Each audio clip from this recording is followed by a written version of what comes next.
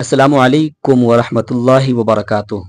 معزز ناظرین کرام، آج 11 جون ہے، بروز منگل ہے۔ آج کی بڑی افسوسناک خبر ہم آپ سے شیئر کرنے جا رہے ہیں۔ الیکشن کے بعد اتر پردیش جنگل راج میں تبدیل ہو گیا ہے۔ وہاں مولاناؤں کو لگاتار مارا جا رہا ہے۔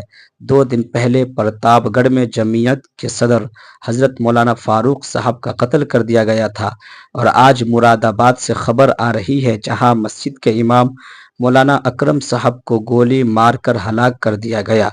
معزز ناظرین کرام، یقیناً بڑی افسوسناک خبر ہے کہ شہر مراد آباد کے قریب واقع پھنسیا نامی بستی کے جامع مسجد کے امام مولانا اکرم صاحب کو رات کسی وقت نامعلوم ظالموں نے گولی مار کر قتل کر دیا۔ بڑا افسوس ہوا جان کر، کلیجہ منہ کے باہر کو آتا ہے اس طرح کی خبریں سن کر۔